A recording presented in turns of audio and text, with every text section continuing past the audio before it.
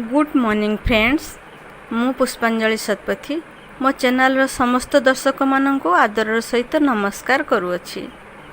मु जणे एकुटिया माँ आपण मानक सहित मोर किछि भावना व्यक्त करिवि एही चैनल माध्यम रे। मोर घर एक वीरान मंदिर हो जाइछि। समय बहुत किछि शिखै देला, किंतु समय चली जिबा परे एटा देखंतु मो घर फ्रंट डोर से अच्छी गोटे आंब गछ। मुझे आंब गछड़ा लगे आंब गछरे 4टा आंब फली, ये 3टा आ गोटे ये भितर फली मुझे देखा। हाँ, ये गोटे भितर फली।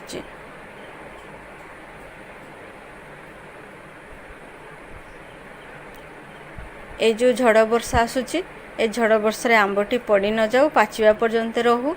मुझे सबुदिन एमती आसिकी प्रथमे देखी दउची। एपटे गोटे मोर पिजुली गछ अच्छी, बहुत सारा पिजुली धरी।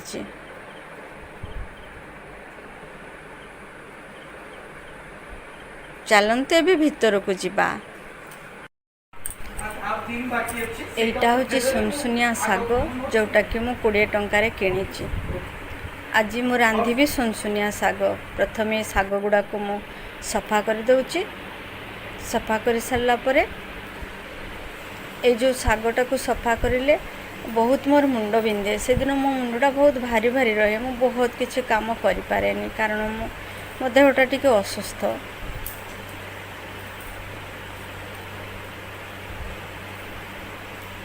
ये शागटा को बाछिबा को बहुत समय लगी थाए।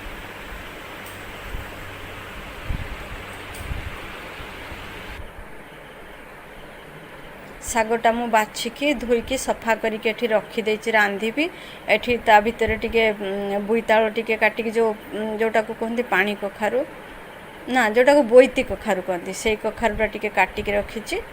आउ एठी मु गैस जळे देछि। मु सेथिरे पकेबी 5 फुटण, 2टा सुखिला लंका और 3टा बड़ी।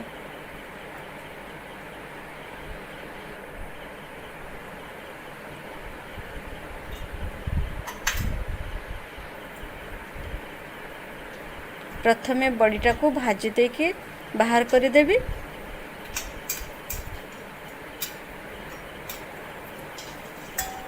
तापरे 5 फुटण आउ लंका देके सागटा को भाजी देबी। साग को बाछिबा तो बहुत समय लगे, किंतु रांधिबा को तो बहुत कम समय। ए सागर गोटे विशेषत्व अच्छे, आपको खाइले बहुत जल्दी बहुत शीघ्र निद आसी जाए थाए।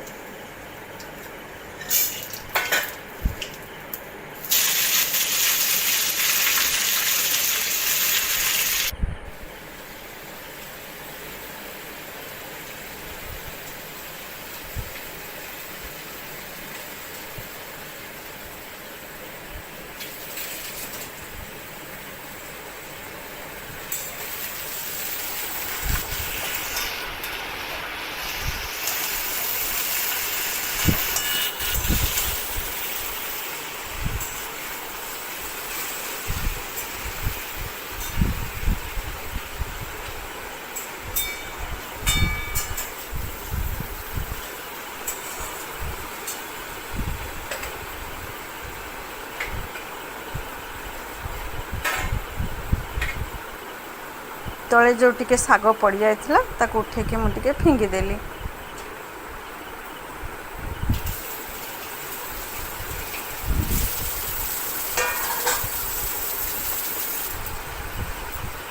सागटा मोर हे आसिलानी।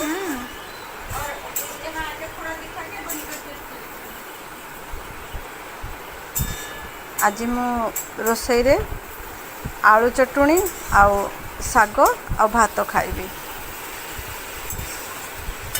दिन सारा पे एतिकी साग हो जिवो, किंबा काली पर्यंत भी मो पाए बंची पारे।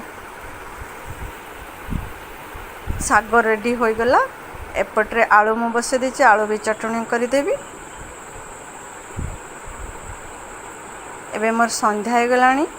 टिके तुलसी चौरा रे संध्या भी दे दउछि।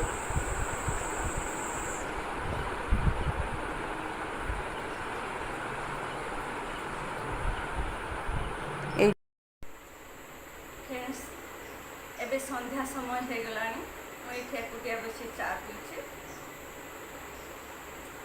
आज मु सिंदूर विषय किसी कहबी। आमे 5 जगार सिंदूर लगाई था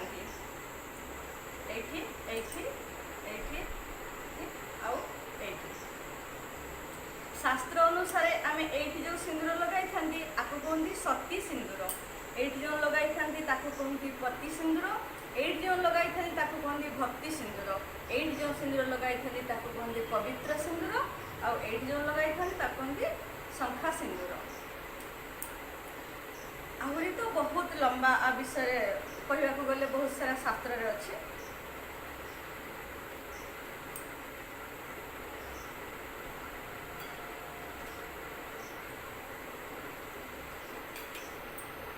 चलतु आपण को आज मो सिंदूर विषय टिके छोटिया कथा पदे कहली, आपण मन को भल लगे बोली आशा। आ जो बाकी तक चा अच्छी मु पी दिए।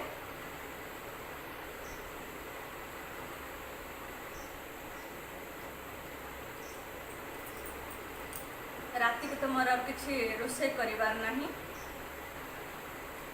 शाग भजा आलू अच्छी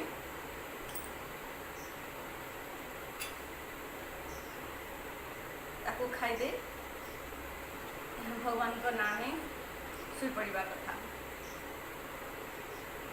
आपण मानक जदि मोर चैनल मोर ब्लॉग जदि भल लगे मो चैनल को सब्सक्राइब करेंगे, लाइक भी करेंगे और कमेंट माध्यम भी जनइबे। मिलमी आपण मानक सहित आ गोटे नेक्स्ट ब्लॉग।